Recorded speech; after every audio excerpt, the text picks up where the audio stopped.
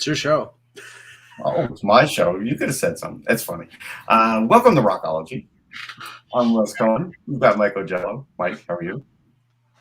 I guess just old habits, you know. I guess. Women start here, folks. We're going to be talking about the 50 Shades of King Crimson, a new book by Rowan Littlefield, author Pete Tomsit. Really good book, I have to say. I mean, and here's Eck. Eck, how are you? Eck? I don't know if you can't hear us yet. We'll got to go in a minute. Again, this is the book. Really, really good book. Let's start talking about it. All right, so I have it dog-eared all over the place because there's different things. Like, it looks like he came from a well-to-do family. Like, I didn't know that about Robert Fripp. I always think everybody from England should have been like in, dirty streets and a hard upbringing and, basically like from the play Oliver, and just that's how everybody should have. That's how there should be beginning. Everybody from England is, Russ. Everybody from England is that way for sure. Yeah, that's what I thought. But Food, Mike, how much did you know, or Eck, how much did you know about Fripp's upbringing? I didn't know much about his upbringing. I do know a lot of opinions on him from different people. But you guys want to get to that later? You can talk about the upbringing. Well, we're moving towards that. Mike, did you have anything to say about like what they heard about his dad and stuff like that? I just figured I'd start with that. No, I honestly I didn't know what his upbringing was until I read the book. But I mean, I just know of the observations of him as a band member, as a band leader, and as sort of just a, how should I say it, unique personality. That it doesn't surprise me that he's from sort of a middle to upper class background rather than a hard Scrabble type of background. Okay, so I found it interesting, Eck, that really at the same time, King Crimson, Yes, ELP, were all recruiting each other in different ways, in different factions. They all lived in the same area. There's a lot of ELP in this book. There's a lot of Yes things in this book. There's definitely some Phil Collins in here. Well, it's amazing how many of them have been in each other's bands. I mean, and it's amazing what a small world it was. I mean, it's music business is always a small world when you sort of get up to the higher levels of it. Just like anything, like we've seen the hockey business is a small world. And I was late, sorry guys, because by the way, did you hear that the Coyotes might be getting locked out of their arena? Sorry, just an aside. We'll get back to that later. But the Coyotes might be locked out of their arena this year. Oh, anyway, oh darn. But that's why I was late. But the fact is that this was a small world of musicians, and this was a small group of people, and they all knew each other, and a lot of them went to school with each other. Like we saw the Beatles. We'll talk about that later. But there's England is such a small country for all this stuff to come out of, from. I know it would have been amazing if we were all living then and sort of like just out of high school. We'd be paying a few bucks at the door, and we'd be seeing all these bands. I mean, I got to see the Stray Cats that way, but it's not the same. I got to see Nirvana that way, but that was just dumb luck at a small club in Philly.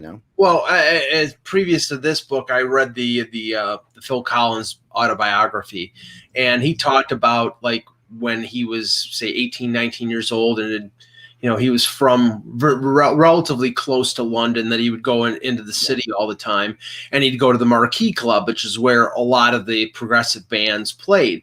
So he would sit there and watch Yes, and he got to know Bill Bruford by seeing Yes at the Marquee. And so what I was struck by is sort of like, Fripp knew Greg Lake from the age of 16, I think it was. Fripp later on, like the interactions with other people that ended up being famous in music. Fripp was the guitar teacher for Al Stewart, who from Year the Cow. I would hate I would hate to have Robert Fripp teaching me guitar. Oh my God!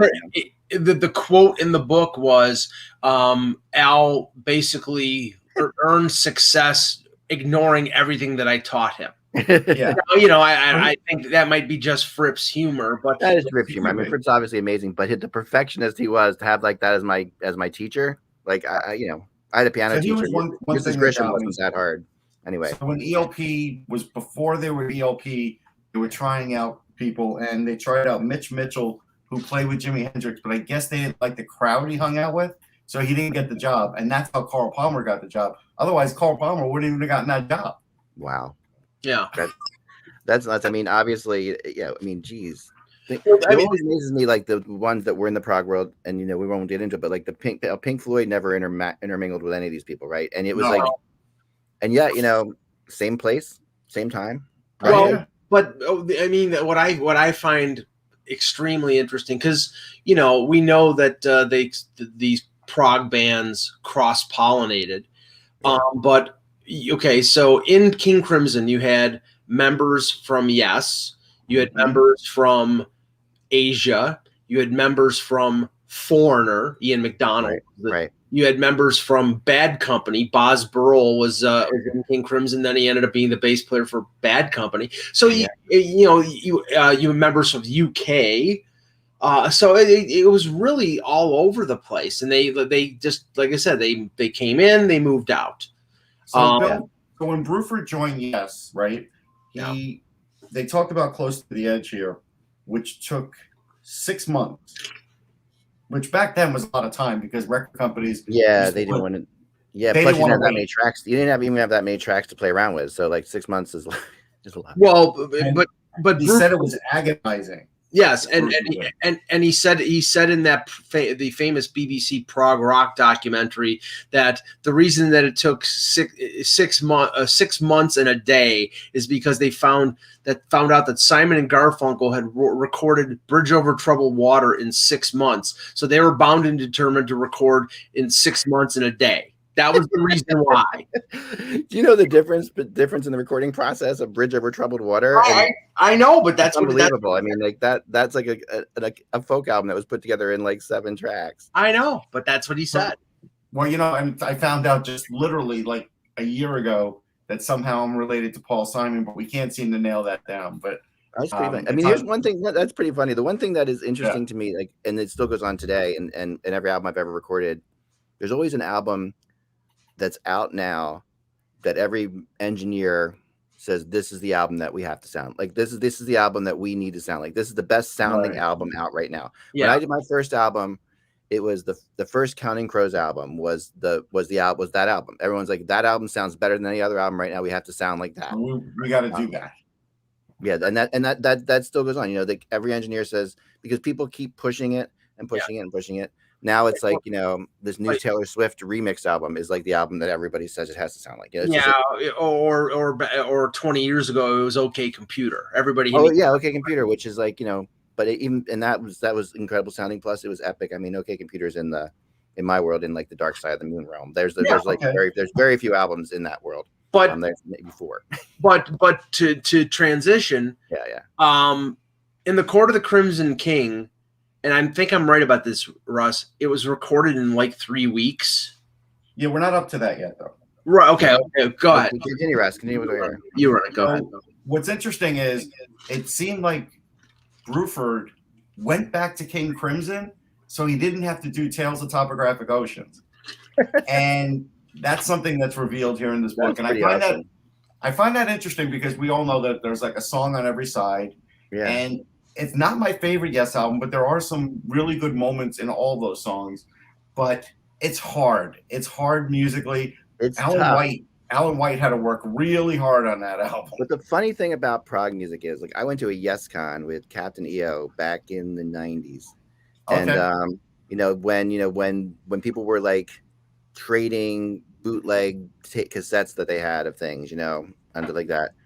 And the most expensive thing, the hardest thing to get, was the live Tales of Topographic Oceans. Everybody wanted that. That was the thing you couldn't find. And so it's amazing how it's not my favorite thing either. I love parts of it. No, and that's probably why they did the Yes Shows album, because that does have Ritual on it live. Yeah. I mean, there's parts of that album parts of Tales that are incredible, but it seems like the hardcore at that point, it was the in thing to say was Tales was your favorite album. Like that was your favorite Yes album. Now, Mike, you can go with Court of Crimson King. No, so the book lays out pretty good that in the Court of the Crimson King, which is arguably the most impactful progressive album ever, because it sort of germinated through Genesis and Yes and everything else. Yeah. That they recorded it in 3 weeks, and that it didn't sound like an extremely laborious, painful a recording process. It was precise, and you expected it to be that with Fripp, but it didn't take them long. And really, if you read as we're reading along, it wasn't much longer after that that they made that impact at that 1969 show at Hyde Park where they opened up for the Rolling Stones, which is, by the way, the weirdest double bill.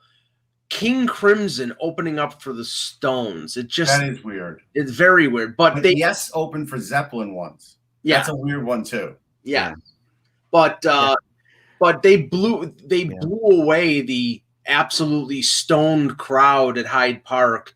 And in that documentary, Peter Sinfield, who was one of the main writers, he talked about them doing 21st Century Schizoid Man and they basically like stunned the crowd to the point that like they didn't know what to do at the end of it, and then started cheering because they were so shocked. And they said they loved that. They loved shocking people. So I could tell you, and I was happy to see in the book that when Bruford went back to Crimson in like '84, I had never seen Crimson. Of course, I knew about them. We had Court of the Crimson King in the house. I have an older brother, and we probably had one other album. And I was like, I have to go see this show. They were playing at Stony Brook on Long Island, and I had to go see the show because I hadn't seen Bill Bruford to date. He hadn't been back with Yes. He hadn't really done anything that I could go see him live. Yeah. So I literally went to that show just to see Bill Bruford, but I really enjoyed it. Like, it was a great show. And Bruford, in this book, it says that Bruford said that was really one of the best tours he's ever been on. Yeah. I mean, the thing I remember about the album was when I was introduced to it by a friend of mine. Like, we all had friends maybe in high school who were cooler than you and had like all the cool influential things. I didn't have older brothers, so I had this friend of mine named Eric Gordon who I still keep in touch with brief a little bit. But he turned me on to this, and he said that, you know, this album was so powerful that, you know, the people couldn't listen to it without crying. Like, that's what I remember. I remember that being told to me about the Court of the Crimson King. Like, this album is just so incredible that you're not gonna be able to get through it without bawling your eyes out. So therefore, maybe because you put that into my head, it became something that was true for me. Like, I would actually get emotionally invested into it because of that, especially in the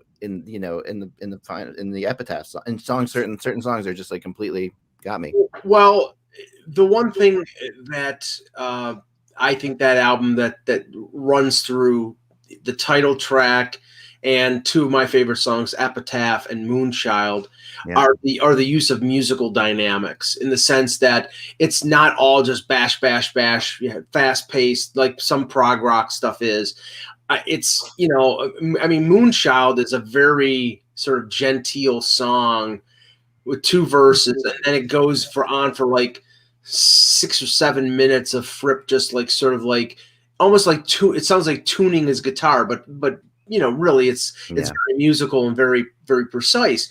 But Fripp always reminded me of like a better version of Andy Summers. Huh. Because Andy Summers, he annoys me in concert. Well, I don't know. Well, the way it's described is Fripp is not a rock guitarist. He's sort of a scientific guitarist. Yeah, and that got to me. That bothered me. Like that bothered me. Especially, it didn't bother me as much in the first album but as they went on, that became way more apparent. He sits on a stool. He doesn't stand up and jam, which he's always like he's not that tall, so he should stand up. He's a nerd. Like, just face it, he's a nerd. He's a geeky nerd guitar guy, which is cool. But you know, and he wasn't a rock guy, but he was so precise. And as a person who's been in the studio and had to deal with, you know, I mean, we recorded with Tony Levin a little bit. We'll get into that, but But yeah, hold on to the Levin thing because we'll get to yeah, that. I will hold on to that. But as someone who recorded, preciseness versus feel is such a big thing when you record an album. Right, and Eck, it's weird that he is paired with, you know, three absolute monsters in terms of bass players and in terms of drummers too. I mean, Michael Giles was sort of the precise version of the drummer, whereas Bruford is just a, you know, he's technically perfect. He's phenomenal. But in terms of bass players, Lake, John Wetton, Tony Levin. Those are three of the biggest monsters in terms of bass players. Yeah, when I saw him, it was Wetton. Yeah, I mean that's up there. You know, they're up there. Yeah, no, it was Levin. It was Levin. It was Levin because Wetton was with Asia. Wetton was with Asia. No, but I'm talking. You know, those guys are up there with Jaco Pastorius. You know, they're up. You know, in terms of like proficiency in terms of bass players. I mean, they're just great, fantastic players. But you know, you would think that somebody as powerful as they were would not be a good fit with a precise guitar player like Fripp, but they sort of it worked. It obviously. Well, here in 1975 was an interesting year because Greg Lake was away from ELP, went to Crimson. During that time, he put out his own solo album, and he wanted to do the song Father Christmas and call it a Christmas album, and they wouldn't let him do it. Right, they were like, this is not a Christmas album. We don't believe in it. And it finally got released, and of course was a huge hit. Yeah. Bruford tours with Phil Collins after doing a fusion album with him. Right. And tours in Genesis after getting the approval of everybody. Hackett was still in the band too. And so he goes on was at the European tour with them. Yeah, and I Believe in Father Christmas was co-written by Peter Sinfield, who was the writer of most of the songs on In the Court of the Crimson King. So it is amazing the crossover. Like, you don't get this much crossover in Marvel superheroes, but you get it in these supergroups.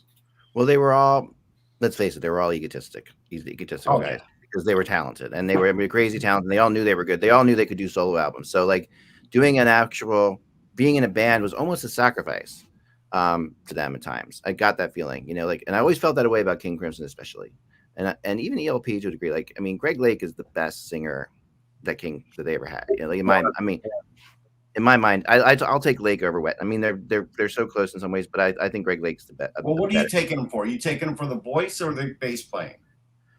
The voice. I think Wetton is a better bass player. I think I think he is. Lake is a great guitar player. I mean, acoustic, and I think Lake has a better voice. Lake's emotion. I agree with all that. Emotional width is so much bigger. I think like Lake just can go emotionally all different places. By the way, on a side, I bought this recently. I haven't listened to all of them yet. This is a recent thing that was put out by Carl Palmer for the 50th anniversary ELP, and these tours go from 70 to 97, and I'm up to like the last three, but they have the Isle of Wight in here, and I got to tell you, this stuff is just incredible. Yeah. Wow. Incredible. I'm sure. That's amazing. Now, the thing that always intrigued me about Crimson was there were really sort of three incarnations. There was, you know, the early albums, you know, In the Court of the Crimson King up to In the Wake of Poseidon.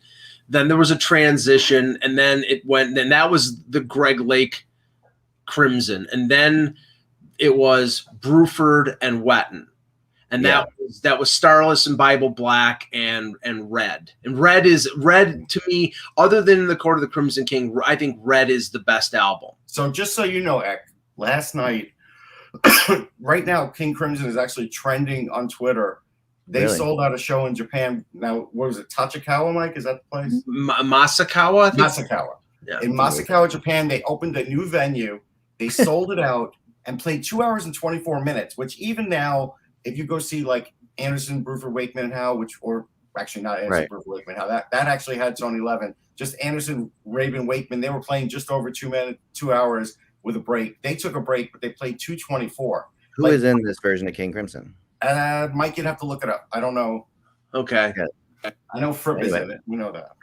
Fripp's in it, so you can call it King Crimson if Fripp's in the piece. But it's amazing that they played for that long. Like that is amazing. I mean, although these guys can solo forever. That's one thing that these guys can do. I worry about that sometimes in these concerts. Like, one of the things I like about Prague.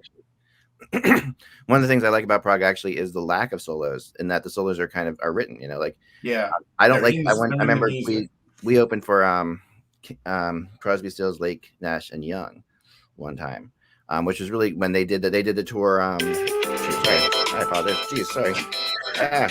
Stop it. Geez, that was so loud. I apologize.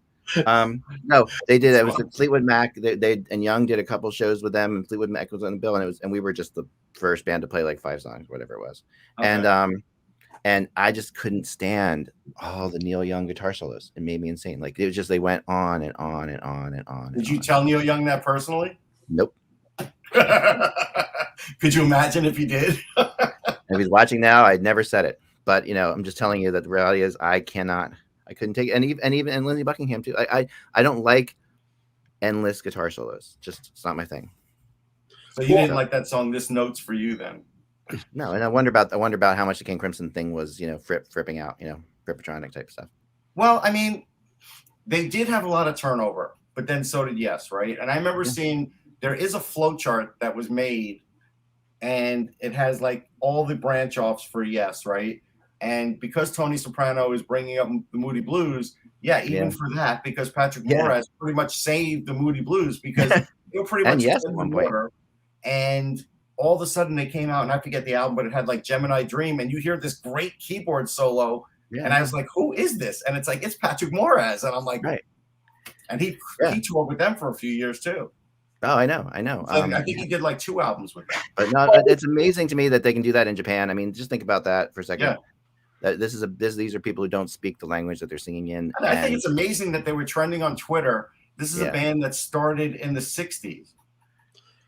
Late 60s. Well, maybe they're going to have their time. Maybe they're back. It's very possible that they're going to have it. But, they were such a specific. I don't know if they can. I don't know if they can really have their time, so to speak. They're such a specific thing. No, but it's a niche. Maybe it's a niche enough band that they can sell out these, 8,000 seat venues, 9,000 seat venues because there's still a demand.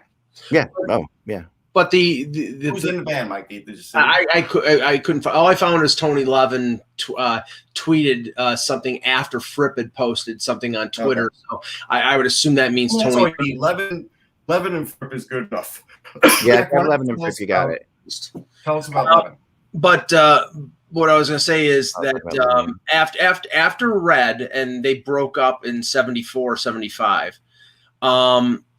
Bruford and Wetton wanted to continue on, and there was talk about them getting back together. And then Fripp was doing a lot of stuff with Bowie, a lot of stuff with John Lennon, and really was not. It's sort of lost interest in Crimson until like the early 80s. Wetton and Bruford wanted to continue on, and they formed UK with Alan Holdsworth and Eddie Jobson, which I was the first album's fantastic, second one not as much. And the first one got played a lot in my house, so I knew about that one. Yeah. And Bruford then left UK after the first album. So did Holdsworth, and then Terry Bozzio from Missing Persons. Who's a really good drummer. But he is. But the thing was that UK directly connected to Asia because Wetton was so interested in making money. Like, he was looking for something successful. Because he really, he didn't make a ton of money in King Crimson. So, it was just in Asia, we know, as a super group with Carl Palmer and Steve Howe. And I just don't know how Wetton and Howe wrote well together. That's surprising. Asia's one of the few bands that like I always think of like GTR too, and other bands I think of these bands Asia was the one that came together and actually did 2 albums that were pretty good. Like, that's like the rare thing. Like, 2 albums were really good. I know among that group, among those super hybrid type groups, it was usually one album. One album, and usually like maybe 2 or 3 songs actually on that album, and then. And then, because they would get together and they would have that initial inspiration, then they would get bored. I mean, I went to that first Asia tour, and I saw them at the Palladium in New York, and this was the first time I had seen like a triple level stage with like a little elevator kind of thing on it, and and they had Carl Palmer up on the highest level, you know, so that was like a big statement. Yeah, yeah. And that first album had like 6 hits. It didn't just have one, you know. It had No, it's a regular on our pickleball circuit here. But I'll just say this, and this is personal preference. So there are people out there who absolutely love like the third incarnation of Crimson with Adrian Belew and Tony Levin. To me, that's the least interesting of the three. I really love the early stuff with Lake. I think Red is a fantastic album, and then it's sort of like, I mean, I never saw them live. I'd like to before. I guess they're going to do one last tour of North America. I'll go to see it just because I want to say I saw Crimson, but the Crimson I want to see is the Crimson that can't be seen anymore. No, it's definitely not the same. I mean, I saw Asia last year, or right before the pandemic, I saw Asia and Styx play together in Atlantic City, and it was fun, but it was like, it was weird. And because one of the first concerts I went to was Styx of the Spectrum, like years when they when they were in a Grand Illusion tour or whatever it was. So that was like, the only Asian member was Palmer, right? Palmer, yeah. That's Jeff Downs is still alive. No, but I don't think he was in that tour. Oh, okay. No, Jeffrey Downs was in that. Yeah, Jeffrey Downs was. Downs did it. Yeah, that's why I went, actually, because that last second we were sitting on the beach and a plane flew over and said Asia tonight at the Hard Rock Cafe in Atlantic City. I'm like, oh man, Asia, and I was like, yeah, it's really. And I looked it up, and when I saw Jeff Downs, I'm like, Jeff Downs. All right, I forget who the singer was. It's like John somebody. He was in like I don't even know. I mean, he was okay, but the reality is, to me and to most people, the singer is your direct connection. Yeah, to the band. And if the singers, that's why Peter Gabriel and Genesis was one thing, and Phil Collins and Genesis was another thing, and they were both really good things, but they're different. It's just like that lead singer is your connection. I mean, it just and Wetton's passed away, so I'm with you on that. I saw them the first 2 tours and liked it, and then I saw Asia, and this is kind of funny. So Asia did a show with Yes at Six Flags in New Jersey, Great Adventure, and I was tweeting about it, and Ruben Frank, who does local radio, is also big into bands and keyboards and stuff, and he's like, wait, you're telling me that Asia's playing King Crimson? And I'm like, yeah, they just played Court of the Crimson King. Yeah. And it was great. Like, I was not expecting that. This was just a tour when Asia kind of opened it up a bit and played more of the music. They played Fanfare for the Common Man. Yeah. Like, they really opened it up. And so why not? Why wouldn't you do that? I saw that tour. Yeah, but here's the weird part. The part Crimson King in Atlantic City, and that made my night. That was great. This is what ruined that tour, though. So this is like the second incarnation of Yes. So of course there's no John Anderson or anything. You're at the park. They play 2 songs. There's a little bit of lightning. Steve Howe comes out and says, "Listen, we gotta stop right now. We'll come back." 2 hours later, an hour and a half later, they come back. They play 2 songs and they leave. Yeah. And it was like, man, it's a good thing Asia played that whole show, because otherwise people would have been horribly disappointed. It was just a weird show. It would have been like the Guns N' Roses Metallica riot in Montreal. Yeah, here's the discussion to go on backstage, because I remember when I saw Taylor Swift and our buddy Dave in Columbus, and Taylor wasn't coming out in Philly because there was lightning going on, stuff like that. And I said, "How long are you going to play?" And he's like, "Well, we have a hard out at 11 for all the union people, and Taylor's got to pay them all triple time if they're going to stay any longer. But we're going to do it. She'll do it, And it was like, but that was Taylor Swift. She could do that, Yes, it was probably a lot of money for them to go much longer. It probably was a ton of. They probably would have lost everything they made on that show, and maybe even another show, trying to go even another half hour. Steve doesn't want to lose money, right? I mean, those guys are doing it for money, a lot of them. So that's the reality. Tony Levin, real quick, because just getting a chance to work with him was such an unbelievable thrill. I worked with him because Jerry Murata produced 2 of our songs, one called Good Folks and one called If I Was. And these 2 songs Jerry Murata was the drummer in Peter Gabriel's original band. So he was buddies with Tony, who was the bass player in Peter Gabriel's original solo band. And that's how we ended up bringing Tony in. So it was just crazy when Tony walked through the door and to talk. I didn't know he was coming in. He surprised us all. Was his brother a part of that or just him? Jerry Murata's brother. No, Levin's brother, because Levin's brother, he plays with him now. Yeah, no, he wasn't. But Murata's brother, actually was also a really good drummer. Rick. Okay. Man, I can't remember, but Rick Murata. Yeah, a really good band. I can't remember their name right now. But anyway, so Tony Levin walks in, doesn't tell any of us, and Jerry Murata knows that we're huge Peter Gabriel Yes fans and all this stuff. Tony Levin just walks into the studio in Woodstock, New York, and it was crazy. I'm recording a part, and I'm on the other side of the glass, and it just goes quiet because when you're out there, you're waiting, and so Tony Levin comes in, and everyone's like, "Whoa, holy cow!" The band's all getting up, shaking his hand, and I'm standing there, with my headphones on and at my piano. And I'm looking at him in silence. I'm like, hello, like that kind of thing. Like what am I doing out here? Can I come in and meet Tony Levin? It was really funny. So I said that, and my microphone wasn't even up. So I'm like, I could have been screaming whatever I wanted to scream, and they couldn't hear me in the studio in the room. So finally they put my microphone. I'm like, thanks guys. Could I meet Tony? I'd like to come meet Tony. That's amazing. And Tony Levin presses the button on the board, which you press the talkback button, and says no. Just like that. Wow.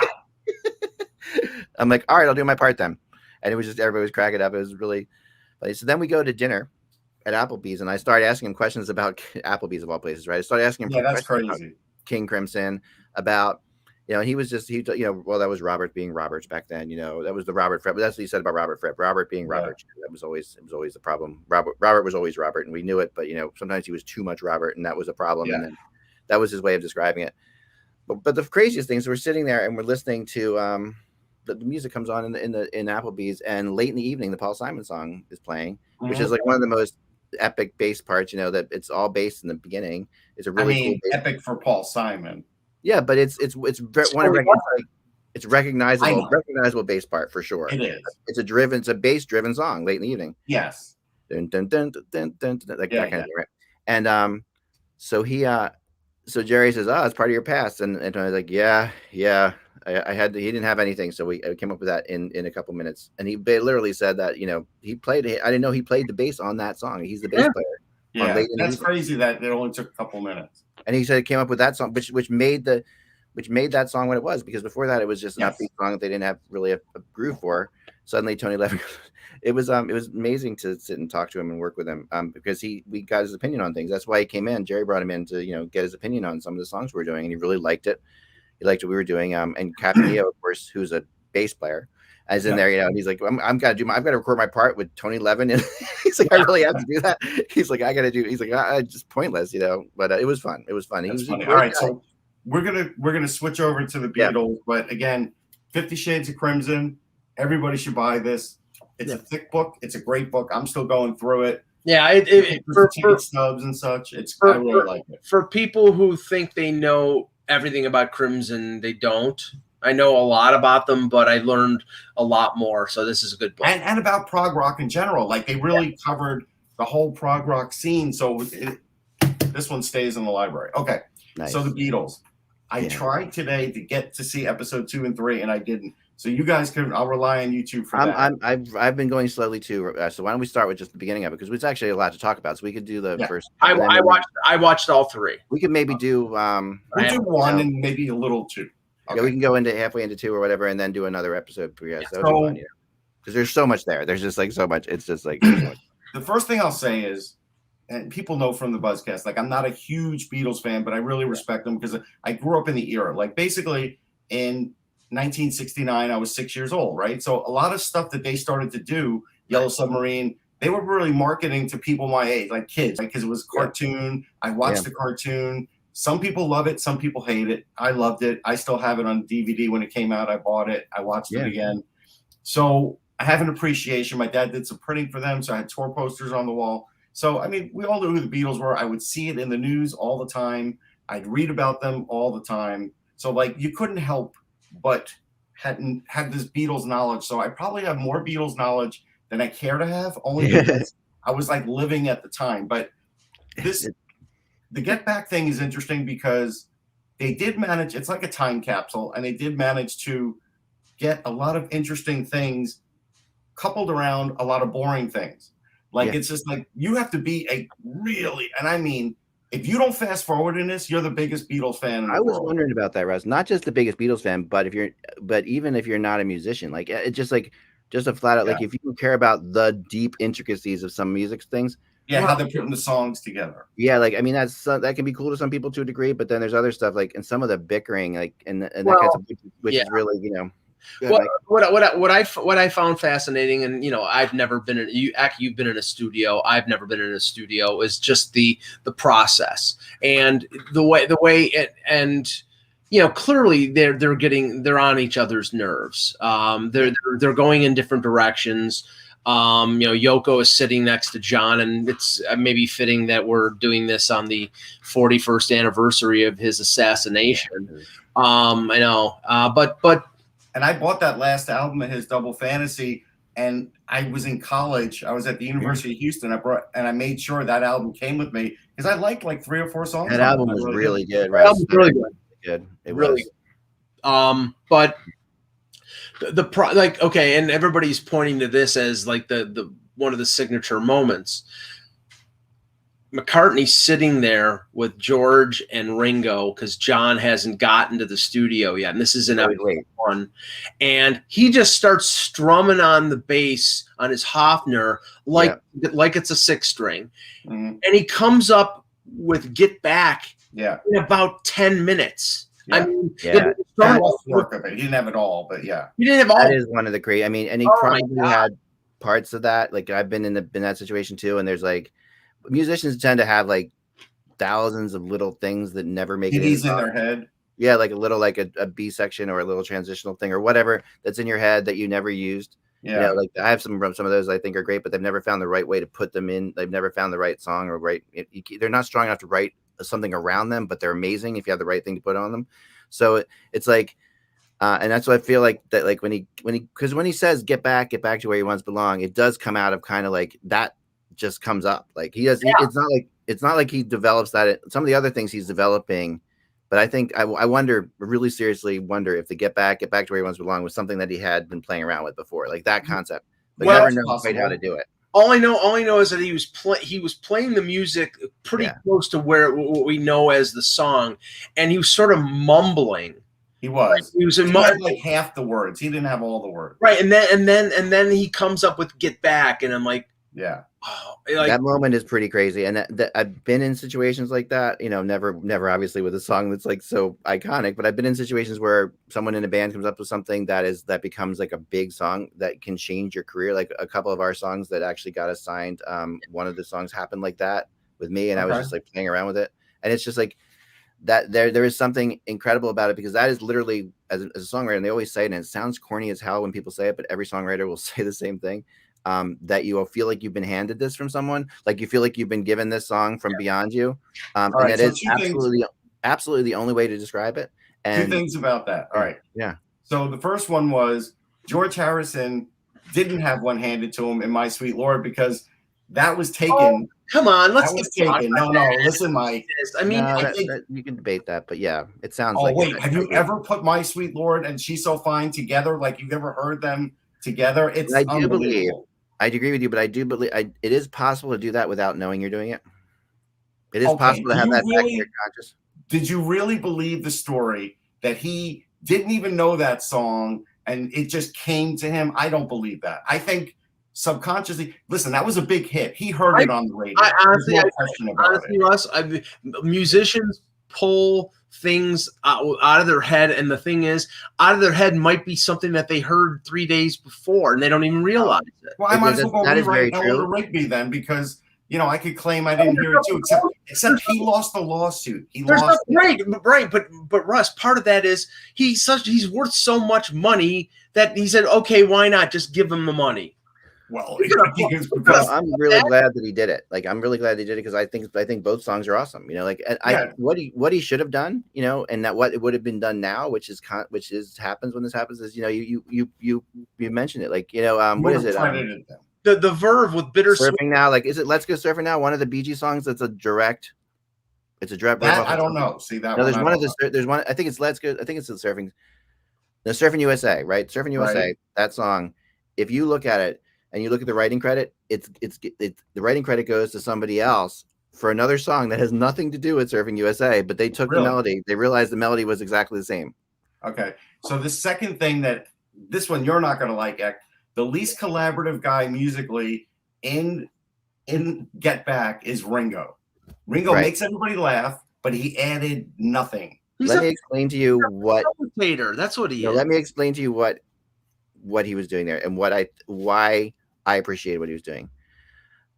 The drums are a very specific thing in a song, right? They add a very specific direction to a song. And if you watch somebody, and I've been in a situation where I'm writing something and I got this thing going on, and I've got, the guitar player's playing something, the singer's maybe vamping on some words or whatever, and the second the drums come in, it locks it into something, and you don't want to lock it in yet. And it's one of these things, like, because that takes it to another place. And I really respect him for sitting back and like letting them write that song without locking it into a drum part. And I think that's what Ringo's really good at. Well, and okay, one of the things I found the most fascinating about this is, there were times where, specifically Paul, sometimes John, would direct Ringo that they wanted a certain syncopation, a certain this, a certain that, and he would adapt. He was very pliable. He was adaptable. Yeah, he's a facilitator. What I found really interesting is, because you can't put all of them in the same, like, okay, Ringo always played the drums. Well, no, Paul played the drums on Back in the USSR. Wait, so stop that for a sec. So one day I'm listening to Howard Stern, and he's interviewing Paul McCartney. And Paul McCartney said that when he was recording for that, he didn't say that specifically, but he said he was recording. One day he was arguing with Ringo to the point where Ringo actually said to Paul McCartney, listen, you're telling me how to do this. If you want to do it that way, you do it. And he walked away from the drum set. And Paul McCartney said he never should have done that. You never do that to a guy that could actually do it. And he went and finished it. Yeah, Ringo. Because by the time you get to that point, I mean, I can play a little bit of drums too. And by the time you get to that point, you're like, you have to. Ringo went on vacation. He went away for a couple weeks, and Paul recorded the drums for Back in the USSR and Dear Prudence. That was him. So, but the reality of those, I mean, the reality of Ringo's drum parts is they're not like specifically Ringo's drum parts. Like, they really are basic things, and anybody can play those drum parts. He was so good at the simplicity of it, though. I mean, we did a song called The Me You See, where they told a drummer, you got to play a Ringo Starr part on this song, and the producer was like, we need a Ringo part on the song. And it's like, the most basic dum basic drum fills that you could possibly imagine. And there's just this thing that Ringo did so well that kept him out of the way, and that gave George Martin the ability to put all this other stuff in there without having to worry about the drum stepping on it.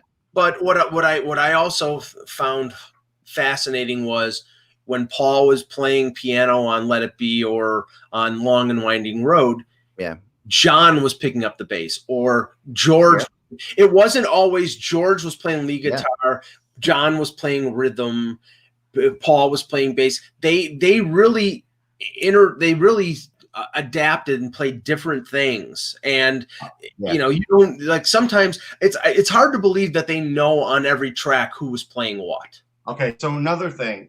The guy who comes up as the sympathetic character in this is George Harrison, because John Lennon is super passive aggressive and Paul could be a smarmy jerk. And you feel bad for George, who's kind of like a quiet guy, but he knows his music. Like, he could have probably added more, and those guys would beat him down with words. It was bad. I don't think Paul is. Yeah, you're right. Right.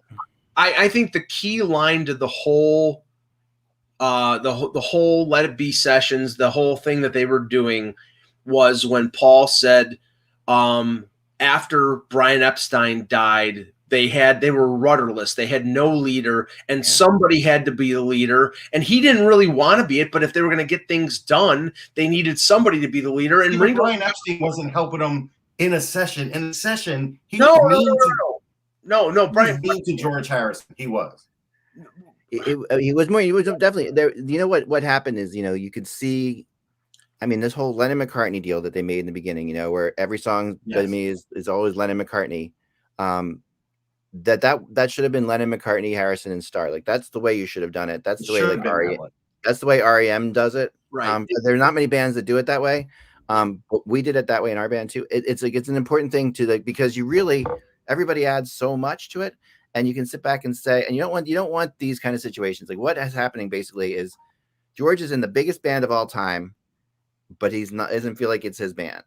Right. You know, and he's sitting back and it's on one hand you're like, oh, you can't complain. You're the guitarist in the biggest band of all time, but he's like, he's a talented guy and he's writing good songs. If you didn't think that there was motivation for making money and it was all music, I mean, you clearly see from this film that, you know, Oh, yeah. Paul is talking about like, okay, they want to do this film because they want to do this, he's like very into like video and movies and visuals and things. Yeah, he's like sort of like 10 years before MTV, so he sort of like gets it. But Lennon and McCartney are making money with publishing and with everything. But George Harrison hadn't established himself. He was allowed 1 or 2 tracks per album. Right. They didn't. I mean, All Things Must Pass was played at this. Something.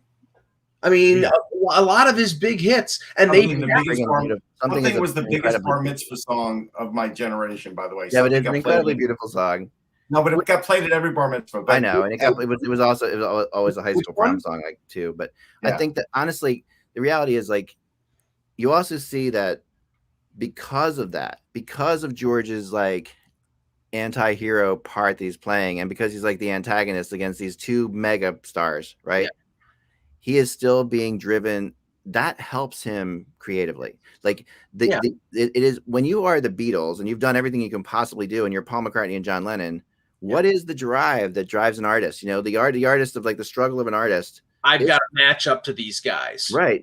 He has a struggle that's built in that's driving him to write good songs still, where they have a struggle to beat themselves in the past, and they know they're never going to do it. Well, so just to tell Drew, we're not going to talk Billy Preston on this one because we're going to leave that one for the next one. We'll get to that one on the next one because that was really. Here, 2 things like Mike talked about. I was fascinated, probably because of writing with the publishing right. So what was interesting was they said that on the TV show, if they played any covers, which they wanted to, because they didn't have enough new music to fill in, so they wanted to fill in some covers, that they had to pay the writers, whoever wrote that original song, for publishing.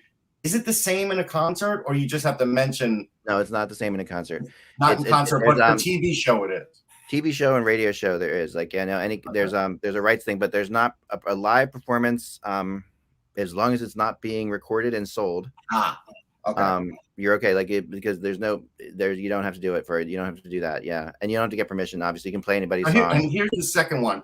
This one infuriated me because I'd heard this from my brother, I'd heard this from my wife, and so when they were talking about the sheet music, the Beatles sheet music, and everybody sold sheet music to the U.S. right for people that were playing in band and everything else, the music never matched up, and neither did the lyrics. But and I forget who was their manager that mentioned the lyrics. Who's sitting down with Paul? Yeah, I don't know his name. Well, it wasn't Alan. It was Glenn Johns was talking to him. Who was the But when he was saying that, he goes, well, the music never matches up, and they're like, yeah, we're not going to fix that. But he goes, but we could fix the lyrics. And Paul stopped for a minute. He goes, yeah, it should have the right lyrics. So at least they made sure the lyrics were right. Yeah, that cost them money. They knew the music was wrong, and they wanted it that way because they never wanted anybody to be able to duplicate it exactly. Well, it wasn't just that. It was also the fact that they really didn't do it the same way twice. They really didn't write. I mean, they recorded it one way, sure. You could take what they recorded, but it wasn't like these guys weren't writing this stuff out and then playing it. They were playing it. No one writes out their music, and then gives you sheet music and says, perform this bass line. These are the chords, come up with something. That's how it works, So it's like these guys definitely were not, it's interesting. They weren't. So I don't think John Lennon did not like that Ravi Shankar follower friend of George who was sitting in the corner. He didn't like him, man. At least 2 or 3 times he was like, why is this guy here? Why is this guy here? Well, I mean, but you really couldn't say anything because he had Yoko sitting right next to him. I know. A little bit about girlfriends in recording sessions. So I was talking to my wife about this because she came to a couple of them. I would never have her in a session. It's different to have a girlfriend or a wife, which was before we were married. She came to recording sessions, but it's different to have a girlfriend or a wife in a recording session where they're in the room or whatever listening to you record. And did you happen to notice? Well, okay, and this is from the third episode. So, but it was just because we're talking about this. Yeah. And they're all listening to the concert from the rooftop, and the final product of the of Let It Be, of that what they did. Right. It was Ringo and his wife Maureen, I think her name was. Yeah. Yeah. John and Yoko. Yeah. Paul and Linda. Yeah. And George by himself. George's wife was not there. And that's that. Yeah, that is probably, that's around the time that her and Clapton were having. Yeah, and it probably was also the kind of thing of George is like, I don't want her in this passive aggressive hell. Right. It probably was like, if it's going well, like, Ringo was above it. Ringo just said, I'm playing drums or whatever. You don't have your wife sitting next to you when you're working out songs like that. That is a tricky situation, and I get it. And I was actually amazed one of the things that kind of shook me was how much they just let Yoko be there. Like they just didn't care. And because it was sold to us like, how much I know. And they really, for the most part, it seemed like they all got along with her. It seemed like they did. And I mean, the one part where Paul says, ask Yoko, she's the artist, and he meant it in a serious way. Like he wasn't being even passive aggressive about it. I thought he was really being. Wasn't.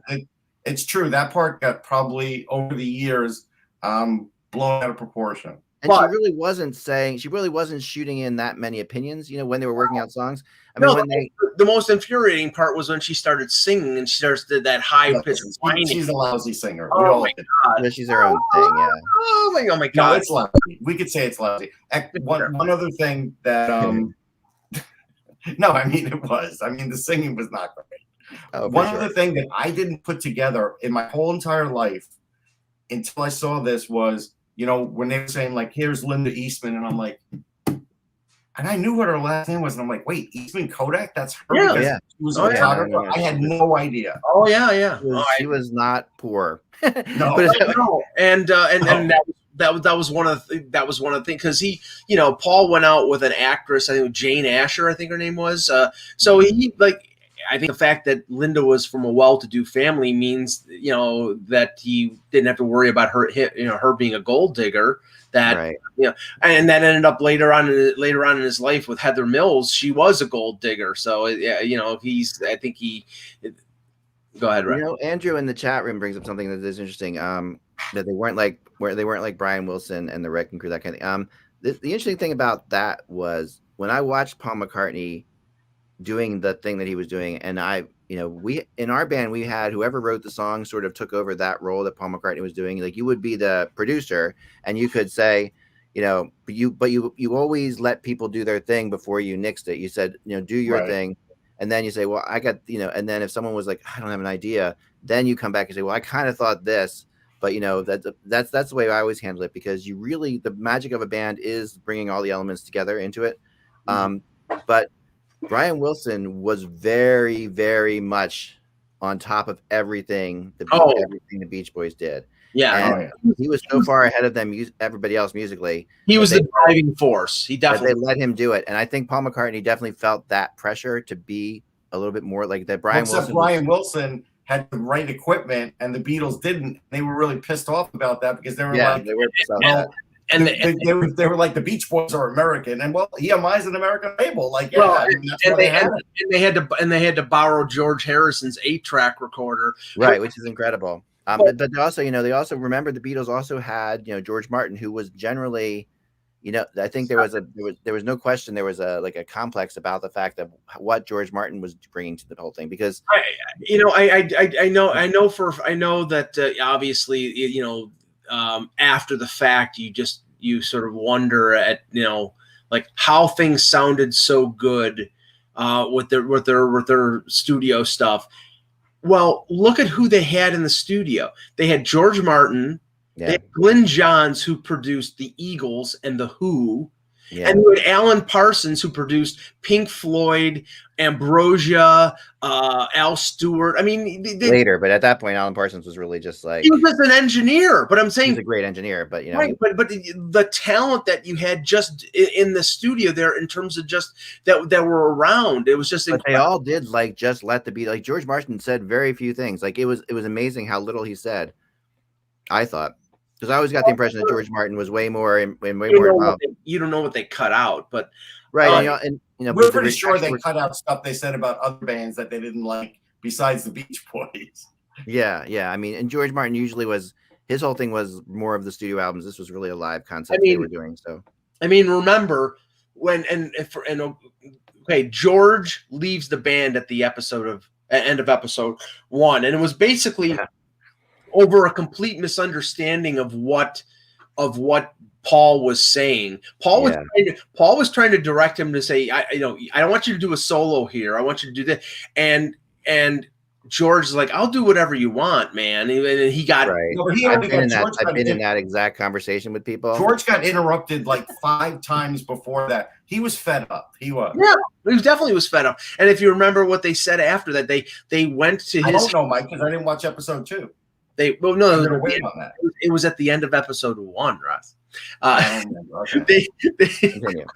They said that they went to George Harrison's house that weekend because it was on a Friday, and they tried to sort of smooth things over, and it didn't work out. And then, like a couple days later, he came back. So it was. And what was Ringo's problem? Ringo didn't want to go to the U. Didn't want to travel. He didn't want to travel anywhere. He didn't want to travel. He was like. And he was right. This is the funny thing about it. Like, Ringo is so dead on to really what musicians are more like now. Ringo, okay, first of all, we're the Beatles. We don't have to friggin' travel anywhere. Ringo didn't want to tour. Ringo didn't want to go to India to visit the mom. Right. Oh, we lost Mike. That was perfectly said, Mike. Thank you. No, but you didn't want to go. No, but that was that. I love that part of Ringo in this whole thing because that is really like the conversation that happens. Like it's like And I know from my buddy in Taylor's band, like Taylor, she says, we're going to go to Japan. He was like, we're going to Japan, like that's what we're going to do. But the reality is that Ringo just could be just like, what, we are the Beatles. Why do we have to go play in this? Like, we can play anywhere. Because they didn't have to make money like that then. You have to make money like that now. Like it's all changed. But that's also true. Okay, what I was saying was Ringo didn't want to go to India. That was George. Right. But the original plan for this was them to go to like Libya at some like medieval dig or something like that. And in the early 70s, Libya and the U.S. was a problem. Libya. No, that was 80s. That was 80s. That was like. Was it 80s? Okay. Yeah, no. At that point, but it's just, I mean, it was so grandiose of an idea. Let's go to the pyramids, or let's do this, or let's do that, and then they end up on the roof. They just sort of stripped it down to something that they could manage, which is really what made the most sense the whole time, honestly. Yeah. And that is the epic right decision that they made. And what was interesting is how they got there. I thought that was kind of fascinating with all the people, because they were incredibly polite for the most part about all the ideas being thrown at them. That was something that I was also kind of thrown by. Like. There's in general, I've seen, in the past, I've definitely seen, hope Mike's okay, but we'll be back soon. But he, you all right, Mike? I choked on a piece of ice. I know. I was like worried about you there for a second. I'm fine. Certainly could have been be calling the Cheektowaga police. All right. So, okay. So anyway, but I was amazed at how polite they were, because I've been around bigger bands, and stuff like that bigger than my band, that aren't that polite about stuff, like, when things are being thrown. It really is like, they were incredibly polite kids still. But the crazy thing about it to me was, and the overarching thing that I get out of this is that they were waiting to break up. Yes. The entire time. And because they had gotten so big. They had gotten so big that there was almost nothing else to do but break up. Like, they were at that point where, and it's hard to say that, but like, what else were they going to do musically? What else were they going to do? The final straw at that point was John and George bringing in Alan Klein, who was the manager of the Rolling Stones. They wanted to bring him in to replace Brian Epstein, excuse me. And Paul wanted to bring in Linda's dad. And her brother. So I mean, those were the germinations, again, to use that word, of the end of it. But the thing is, after this, they said let's do one more album, and they did Abbey Road, which I think is their best album. Yeah. So right before we close here, though, and we'll talk about the other episodes on the next one. Yeah. But before we close, 2 things hit me in this. The Waiters did not like the Beatles. those guys were like, they're smoking, they're half drunk, they're whatever. These waiters were like professional waiters the whole time. How much they were smoking, Russ, was pretty crazy. God. Well, but come on, it was a time. It was you have to put a warning on the video that there's going to be smoking. Who gives a shit? The movie studio guys hated the Beatles because they kept wanting to go, we don't want this room, we want to go in that room. It's like, and they were like, but we've gotten you this area. This is your space. Use this space. that whole part, Russ, is much more. That whole part is much more like it really is now. Still, like that is the kind of thing. Like studio people hate the bands and they hate look where they were recording though, Russ. It was an empty, blank studio. Didn't have any character. But you know what? You're sitting around. I mean, yeah, but all right. Well, here's the thing. This was the problem, though, and you could speak to it, and then we're going to end it because it's a long show. At the end of the day, they couldn't figure out: is this a live album or is this an album that we're doing live? That was their problem. And that was their problem. That wasn't the studio guy's problem. The whole thing that Paul said was, well, we do great when our back's up against the wall, but it's tough to know what the hell you're doing when your back's up against the wall. The Beatles' backs hadn't been up against the wall in a really long time. So I don't know that was something that when I heard him say that, I'm like, I've been in a band where your back's up against the wall. That's a different situation than to me. They always seemed everything was planned out, It seemed like everything was plotted.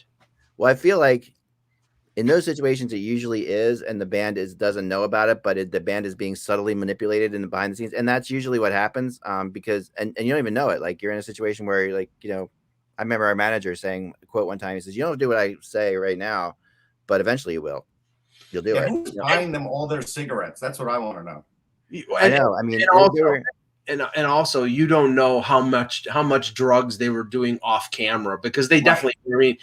Oh yeah, they were loopy at times. You could see it. Yeah, there was that, for sure. I mean, I just did think, it didn't matter to me the whole venue. They were making too much of that to like, this is bland or whatever. When you're sitting around 5 inches from each other, which they were sitting right there. It doesn't matter where you are. Like it's not like it shouldn't matter. Yeah. And it's not like you're trying to get acoustic sounds in there. You're practicing. You're figuring out songs. Like when you're doing that situation, who cares where you are? And that was an excuse. There were all these excuses that were being thrown around because one, you wanted to treat the Beatles like the Beatles, and they had to be treated like the Beatles. That was it. Wasn't that it? I mean, you've been in the hotel business, Russ, right?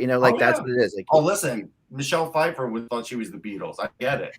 Right, and they come in, you got to treat them like they got to think that they're being treated like they're the Beatles, and those kids, they really didn't care as much about that as everybody acted. I got the impression because they still, I mean, they were just kind of happy to be somewhere where they could be without people going crazy about them. They were just in a place where they remember that's also a thing about these guys is they couldn't go out in public anywhere. They couldn't go. So for them to be in a place where like a cocoon situation, they were definitely insulated. Yes. Yeah. So I mean if I was them, I just would have been happy to be there because my gosh, at least you have some privacy. You have a chance to just be yourself and hang out with your buddies. But it really was like they were basically predicting their demise the entire time. That's all right, what I got. That's it. We're gonna leave it there. That's it. Leave it there. That's fine. Thanks for tuning in to Rockology. We'll get this next one going. We just have to finish watching. You got it.